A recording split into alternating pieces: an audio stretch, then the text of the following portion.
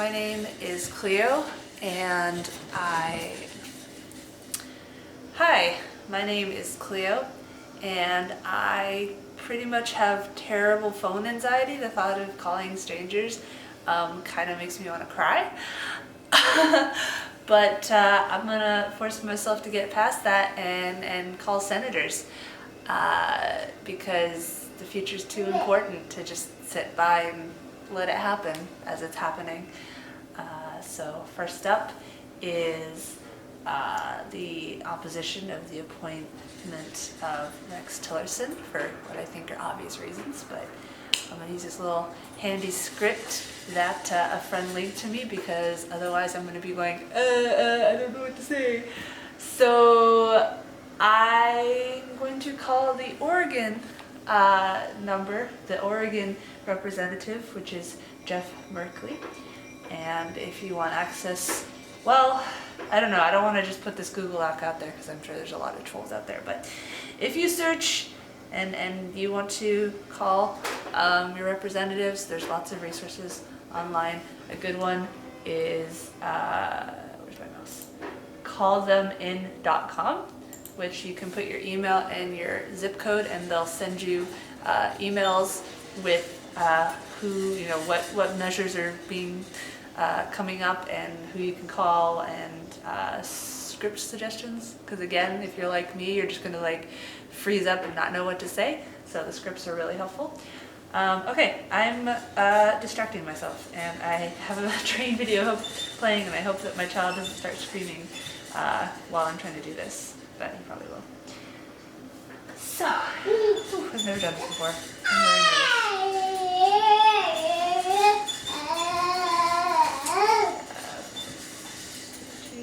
2, 4, 3, 7, 5, 3.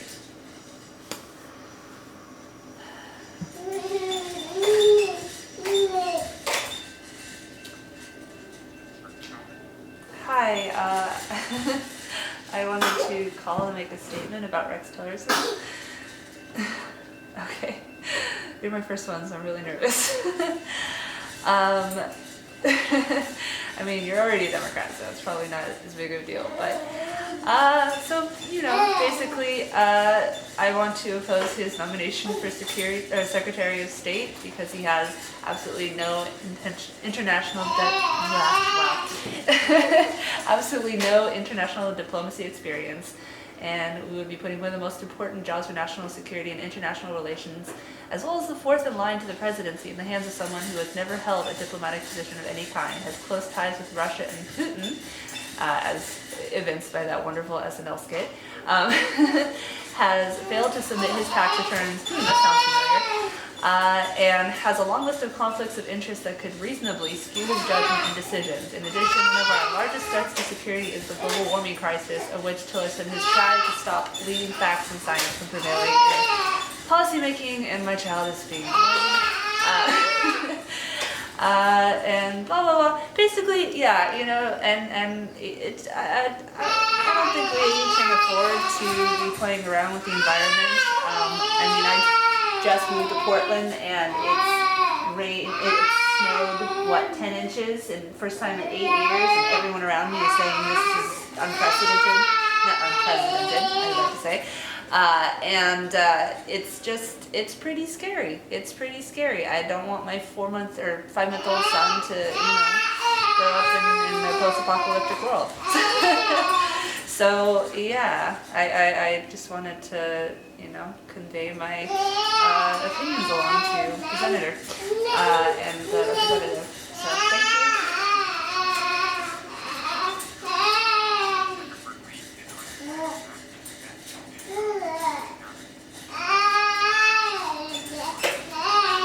Well, that's great. Now, if only we had a majority. Thank you. Have a good day. Bye. I'm shaking right now, and that was an easy one. That was just someone that already believes that we should not oppose him. Now I'm gonna try the San Diego one, well, the California one, since I literally just moved out of there. Oh, the number's not on here. So I will not try the San Diego one. Okay, so not much I can do about that. I'm not I'm sure the California one is Democratic anyway. See, that's something that kind of sucks about this, is that, I moved from San Diego, which is California, which is Democratic, to Portland, Oregon, which is Democratic. So me calling my representatives, they're kind of already, most of them, as this voting about trying to import medicine from Canada has proven, makes clear, not all Democrats are obviously on our side. In fact, a lot of them aren't. And I know that's why a lot of people, special people, voted for Trump, because they feel like they're being ignored, and they're gonna shake up Wall Street and shake up the Congress and blah blah blah. But the thing that I just can't wrap my head around, Trump supporter way they think, he is a born billionaire. He has been surrounded by money all his life. He has been claimed to be friends with a lot of the people that you supposedly hate. He used to say he was friends with the Clintons.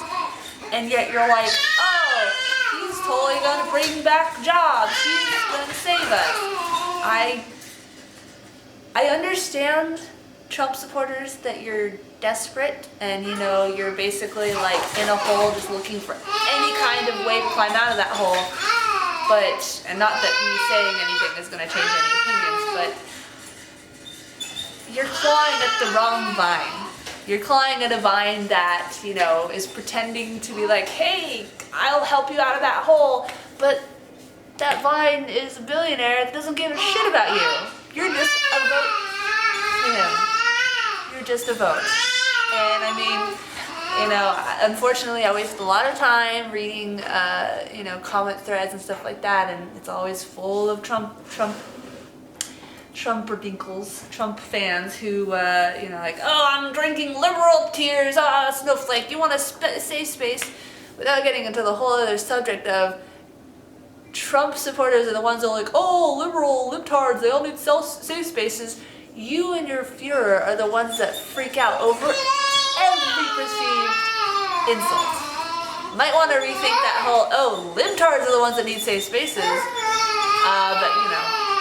I really want to just fight fire with fire and be like, Republicans are stupid, Republicans are reactionary, Trump supporters, like that. I'm trying really hard not to follow that route. Not because I think that, oh, we can't be divisive, blah, blah, blah. Definitely I think you should put up with stick with your convictions, if that's what you logically believe. However, I know just human behavior, and this is something that I've realized many years ago, and just further have had my opinions reinforced over the years. You will never change someone's mind by attacking them. You will never, I've had conversations with they call themselves pro-life, I call them forced birth, because they always cut funding to children, like Chip, just getting killed by the Republicans. But anyway, conversations with people like that, and I'm not an expert. I'm not good at convincing people, but I'm good at not convincing people. I'm good at knowing what doesn't convince people, and telling someone you're stupid, your opinion is wrong, is not going to change your mind. And that is, unfortunately, that's a big roadblock that we're running into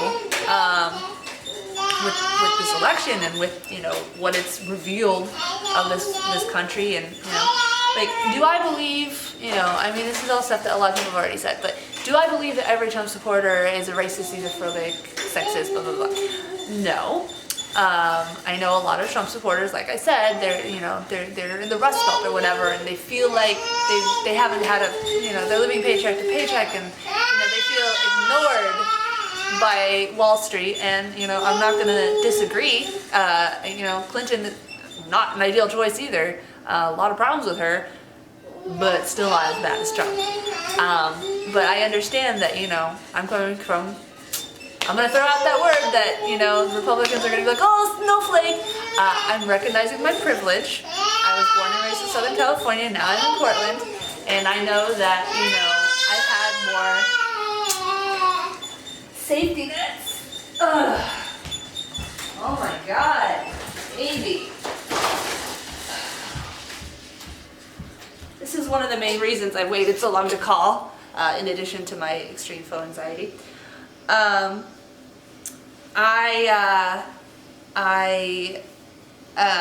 Where was I? Yes, Trump supporters.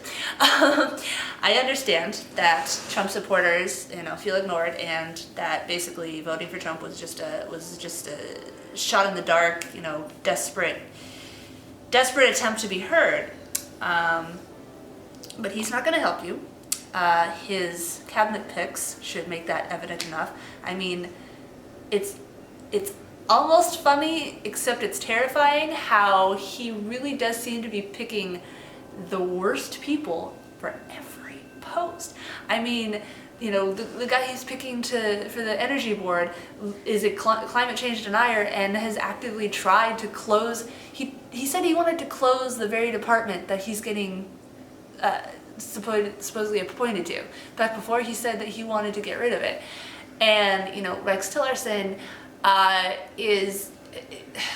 maybe you're too young or maybe you're too insulated to remember this, but ExxonMobil, they were one of the biggest companies that everyone hated for so long because of how they dealt with the crash in 2008 and everything like that. Like, even beyond the fact that they have all this data on climate change and now they're being ordered to hand it over, but like I said, it's almost funny, except that it's terrifying.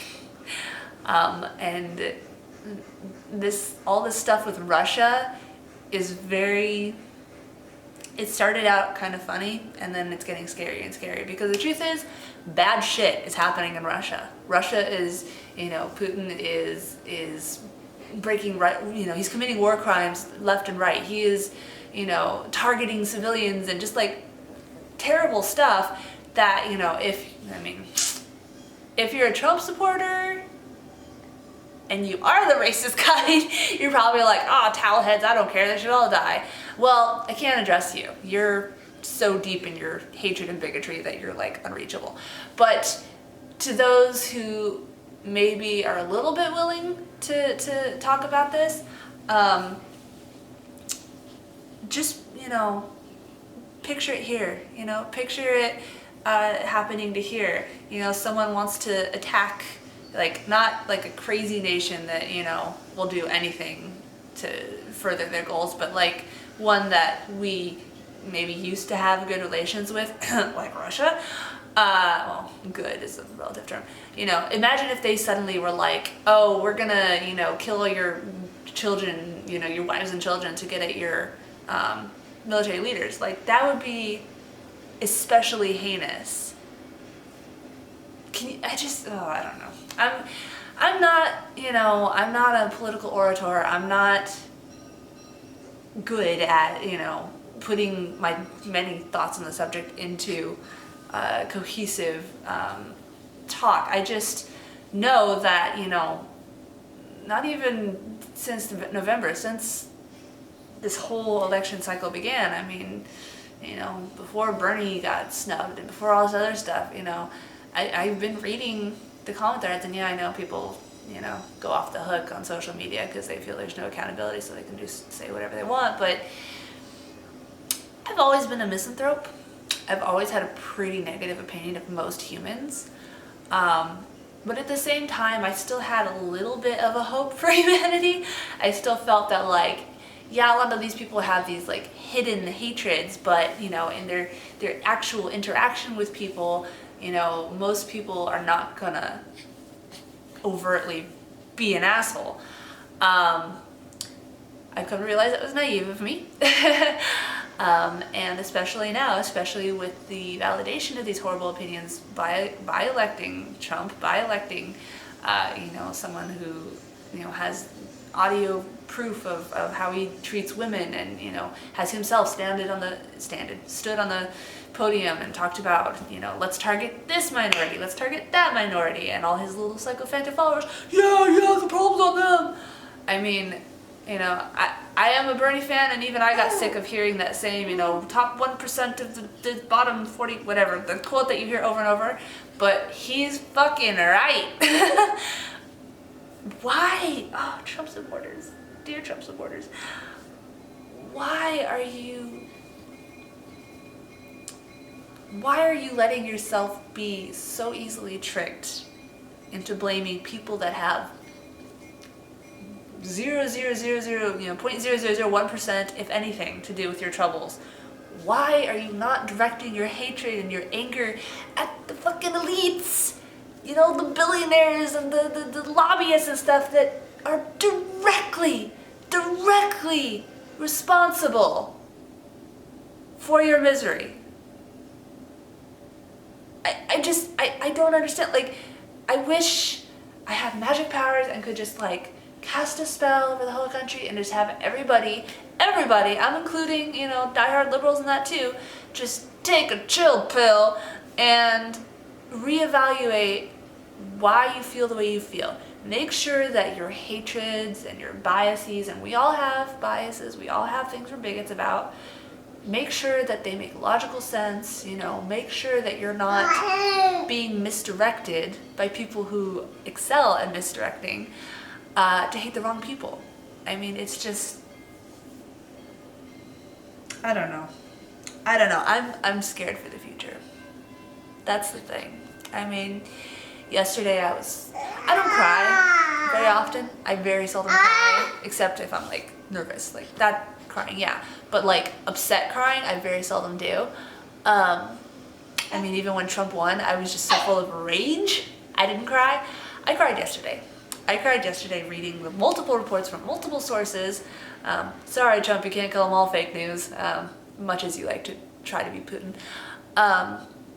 Reporting on how the Republicans, they put forth their vote-a-rama and they just shot down every single amendment put forth by the Democrats to try to save at least part of the ACA, aka Obamacare. Yes, it's the same thing. And I mean, I know, as these articles have said, the reasons the Democrats put these amendments forth is to make it explicitly clear, yes, Republicans really do hate you if it saves them some money. They said, I don't have it in front of me, but they turned down, like I said, they turned down getting medicine for cheaper from Canada. They turned down keeping the pre-existing clause thing. And remember that a lot of insurance people consider a pregnancy a pre-existing cause. That means that, if you have MS